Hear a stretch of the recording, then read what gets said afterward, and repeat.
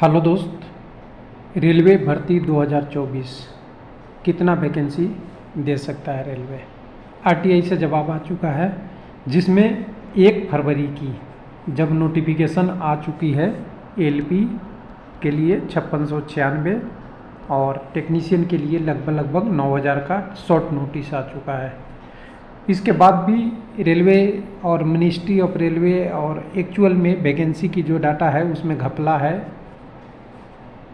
हालांकि पहले जो हम लोग बात कर रहे थे 269 पोस्ट थी खाली, उसमें से बहुत सारे post LP technician, JE, group D, NTPC से लिया जा रहा है, जिसके कारण से अभी का आरटीआई जवाब लगभग एक्चुअल फिगर के आसपास ही दिख रहा है।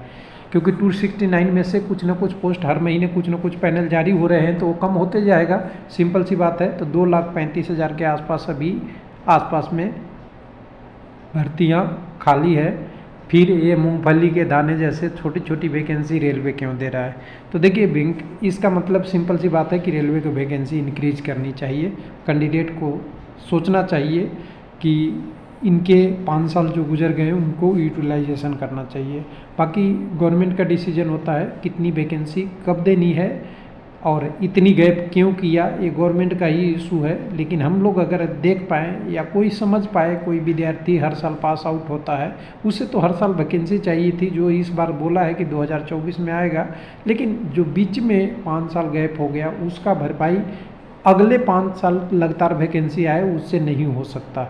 इस बार अगर आ जाता तो लोगों को एज बेनिफिट मिल ही गया था, भरपाई हो सकती थी, जो अभी भी बहुत देर नहीं हुआ है, वैकेंसी इंक्रीज करके किया जा सकता है।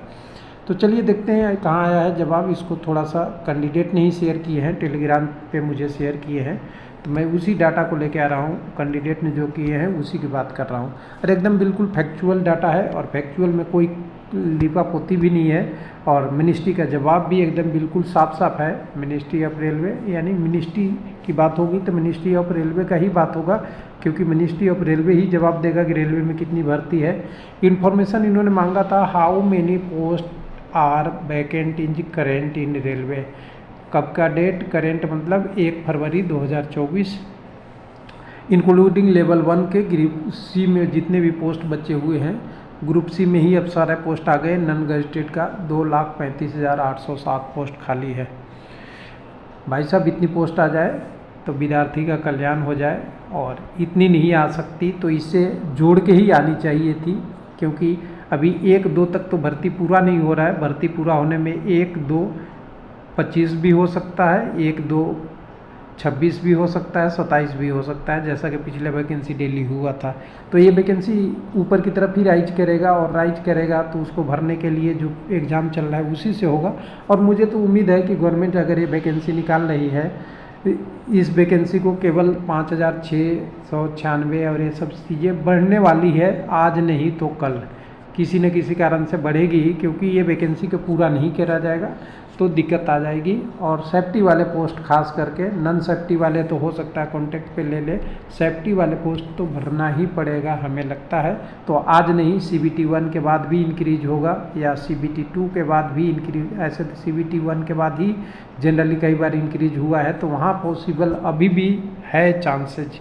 लेकिन अगर नोटिफिकेशन में दिया होता तो लोगों की थोड़ी उमंग अलग रहती है, सारा चीज़ें क्लियर होता है। और देखते हैं कि आगे क्या होता है। A और B ग्रुप के इन्होंने बोल दिया है कि CPIO कंसर्न को दिया जाएगा, अलग डिपार्टमेंट से रिलेटेड है।